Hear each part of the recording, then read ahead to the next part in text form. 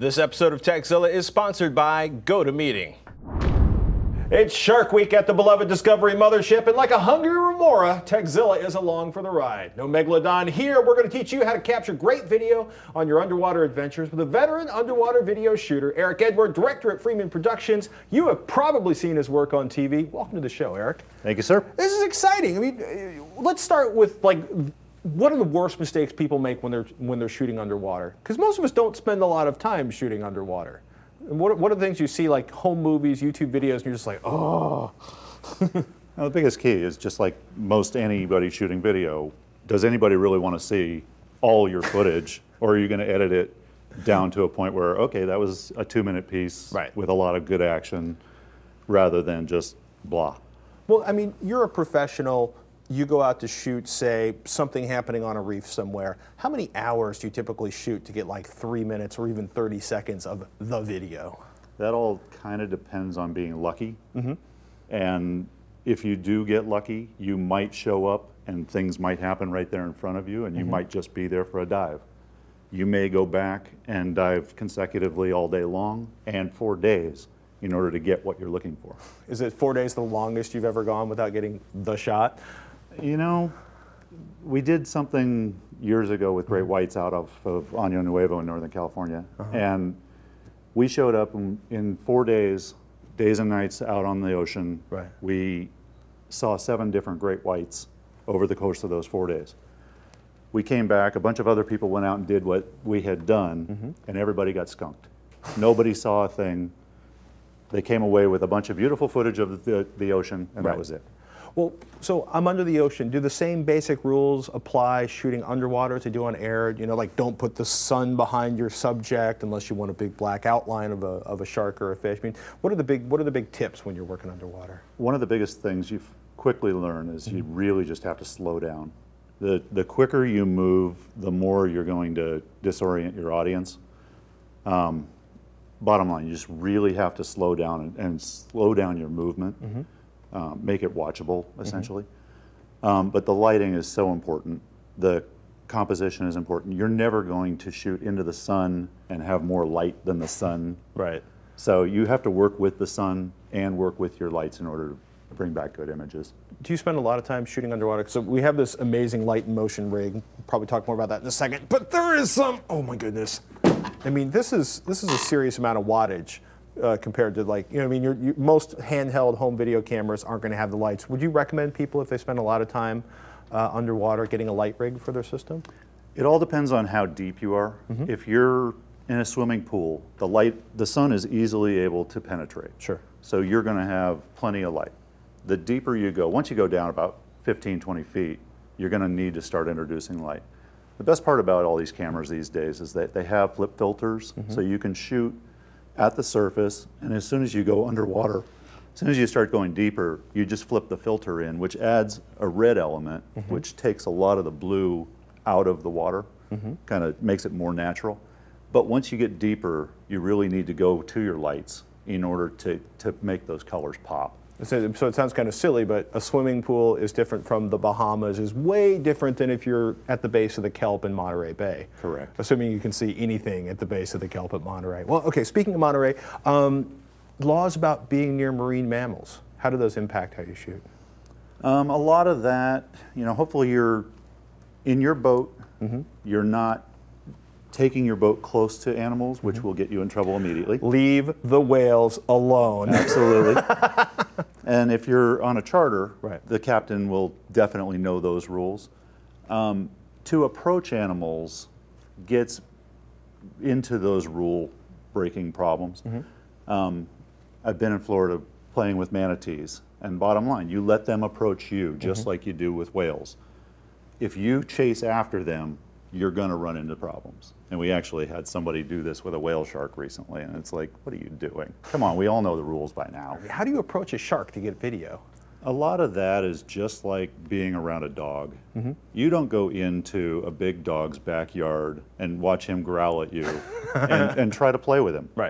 You have to really get to know these animals, and to a point, you can tell when you really need to give them their space. And a lot of times you'll see the pectoral fins drop and the back will arch. Time to leave them alone. Same thing with a sea lion. You can have a good time with the females, but as soon as that big bull comes in and starts getting in between the females and you, it's time to back off. What do you do when you realize that it's time to back away? Absolutely keep it in your view at all times, and that's where it gets a little scary because there may be multiple sharks. Out here in our waters, it's much darker in California waters than it is, say, in the Bahamas. Sure. You can see in the Bahamas them much further away, which makes it a lot easier to deal with. Right. If you're with your buddy and you see a situation forming that you want to move on from, it's best to actually go back to back so that you now have a full 360 view where you can move together and see what's going on around you. This seems like one of those areas if like I'm gonna shoot invertebrates at the bottom of a bay, fine, have a great time, use my mask and snorkel, use my scuba gear. If I want to see what I'm going to affectionately call serious animals, get together with a dive captain or somebody's experienced. Am I thinking wrong here, or? Absolutely, especially to start. And once you become a little more comfortable in the situation, you might go off and do things that are a little more, dangerous to some. But definitely to start, doing this with an operator who knows not to put you in a dangerous position. So I've got a safe operator.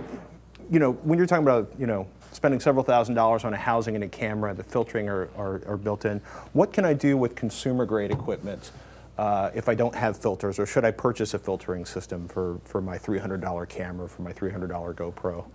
Luckily, these GoPros and most other housings these days do have filter systems, and I would highly recommend having it. At the surface, you're not going to want to use it. Once you go down a little ways, you're going to definitely need it. If you have the external lights to go with it, that's the point at which you can pull it out and go with your lights. If I have, let's say I've shot a bunch of footage from the honeymoon trip on Hawaii, can I correct that in post if I didn't know about using a filter? You can. The question is, do you really want to have to work on things in post when you get back from your honeymoon? Right.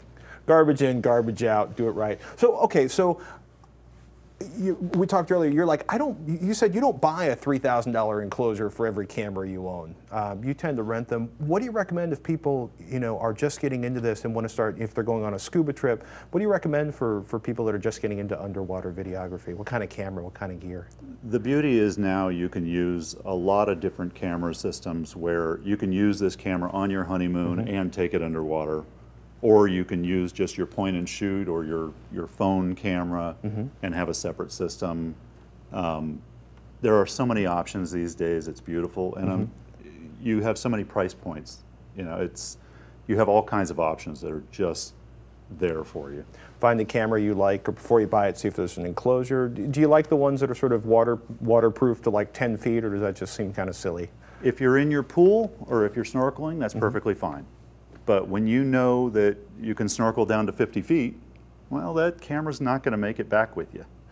So how about something like a GoPro? I mean, $300, $400 GoPro versus something like a Canon 5D with an external housing. How different is the video going to look from those two cameras? Luckily, they're getting so competitive these days. You see all these cameras on the air on a regular basis on high definition programming. Wow. Yeah, everybody's using these things, and it's becoming standard. So those products right there are perfectly fine to use.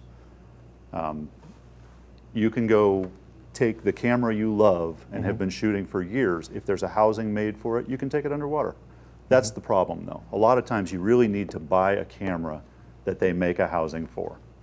So how do I find a housing for a camera? Any recommendations on that? Yeah, I go through a company called Backscatter who is down in Monterey, and they take very good care of my needs, whether they're just going for a simple trip, doing something for a low budget show, or doing the highest end. You basically can get all the way up to the red camera and put it in a housing and go underwater.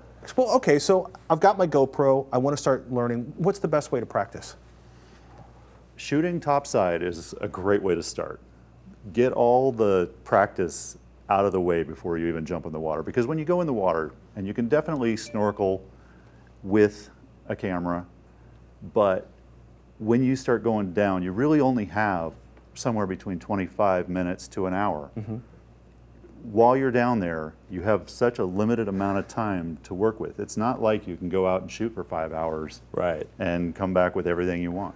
Read the fracking manual, know all the settings before you're underwater going, I have 8 minutes left. How do I operate this thing? And there you get into depth. If you're diving really deep, you have less time at that depth. So if you're diving a shipwreck at 150 feet, you really only have 5 to 8 minutes there. In those 5 to 8 minutes, you better be making the best use of your time. Scuba certification, I mean, we've talked about pool diving, we talked about snorkeling. You've been scuba certified for a long time. Do you think scuba is necessary? I mean, I'm going to say it right now. If you want to go deep, scuba certification is necessary. No question. Yeah. What's the best place to start for that? Unfortunately, we're seeing a lot of dive shops go away, and I think a lot of that is the economy. Sure. You really don't have as many options as you used to, but there are some great options here in the Bay Area, and if you go and do your research, you'll be able to find good quality dive shops all over the United States. If we want to see more of your work or find some of your work online, what's the best place to do that, Eric? There's some YouTube stuff out there. There's more at freemanproduction.com. We'll put links in the show notes.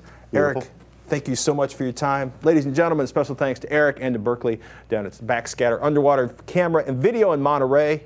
Good stuff, people. Freeman Production and backscatter.com. Check them out and get practicing. And hey, don't forget to catch all the underwater action of Shark Week on the Discovery Channel. Visit sharkweek.com to learn more. It's summer, the weather's great, the kids are out of school, and there are so many places you need to be. But even when you can't physically be at work, it doesn't mean business has to stop.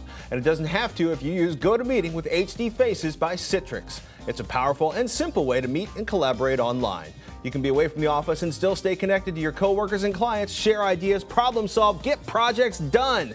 With GoToMeeting, it takes just a click to share your screen and work on documents in real time and turn on your webcam and make your online meeting an HD video conference. See each other face to face like meeting in person without actually having to travel. You can easily launch or join a meeting from wherever you are, whenever you need to, using your computer, smartphone, or tablet.